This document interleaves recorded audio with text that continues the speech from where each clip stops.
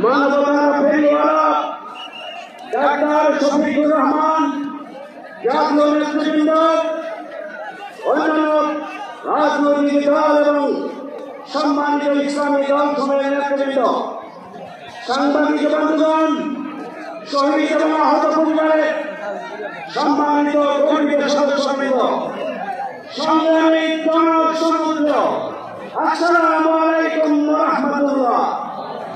সংগ্রামী ভাইয়ের আমার, জুলাই গণঅভ্যুত্থানের মধ্য দিয়ে আমরা নতুন বাংলাদেশ পেয়েছি। আমরা লক্ষ্য করছি এদেশে 18 কোটি মানুষের আক্রান্ত হচ্ছে। জুলাই সনদ ঘোষণাপত্র স্বাক্ষর করতে হবে। কিন্তু আমরা লক্ষ্য করছি একটি রাজনৈতিক দল জুলাই গণঅভ্যুত্থানকে সনদ এবং ঘোষণাপত্রে স্বাক্ষরের ব্যাপারে বিরূপ মন্তব্য করতে গ্রহণযোগ্য হতে পারে না। জুলাই সনদ হচ্ছে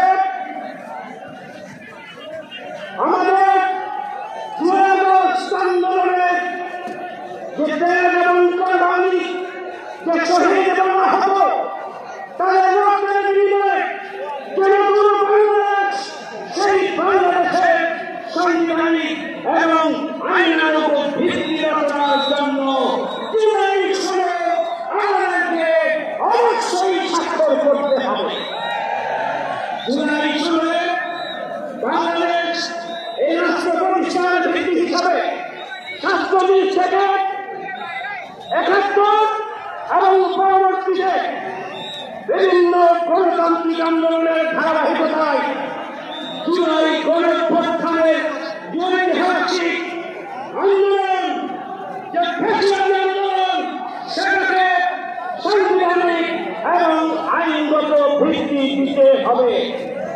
এই আন্দোলনে এই গণঅভ্যুত্থানে চেতনা ছিল, সেই হচ্ছে উন্নয়ন জাস্টিস, চেতনা ছিল ঐক্যবদ্ধ বাংলাদেশ, চেতনা ছিল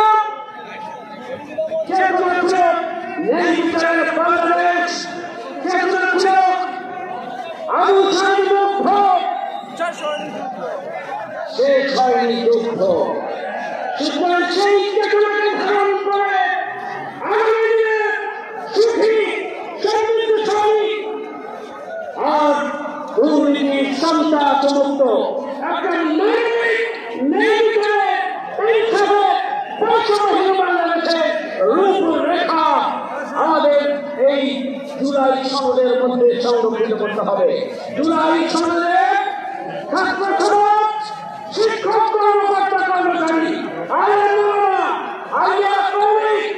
বিশ্ববিদ্যালয়, প্রাইভেট বিশ্ববিদ্যালয়, স্কুল, কলেজ, মাদ্রাসার পাশাপাশি জুলাই আন্দোলনে যারা অবদান রেখেছেন প্রবাসীদেরকেও সম্পৃক্ত করতে হবে। সংগ্রামী ভাইরা,